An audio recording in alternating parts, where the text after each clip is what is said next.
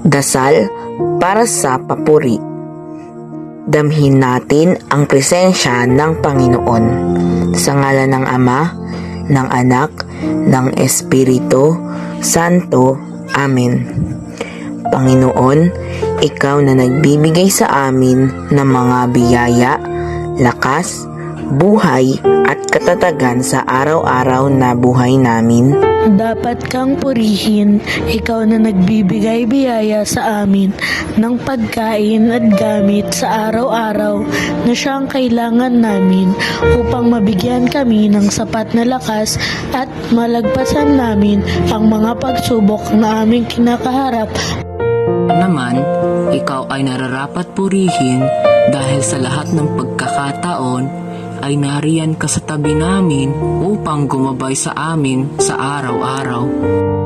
Dapat kang purihin, Ikaw na nagbibigay biyaya sa amin ng pagkain at gamit sa araw-araw na siyang kailangan namin upang bigyan kami ng sapat na lakas at malampasan namin ang mga pagsubok na aming kinakaharap. Araw-araw ay binibigyan mo kami ng katatagan, lalo na ngayong may bagyo na dumadating at lubos na sumasalanta sa aming mga kabahayan.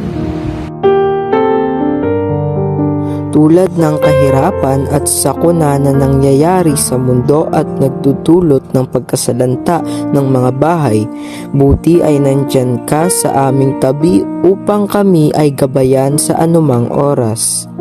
Kami ay nananatiling matatag dahil alam namin hindi mo kami pababayaan. Naway ligtas ngayon ang mga nasalanta ng bagyo.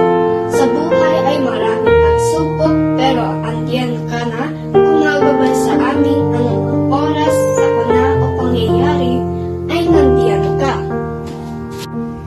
Kaya marapat kang purihin. Ikaw na makapangyarihan na nagbibigay ng mga kailangan.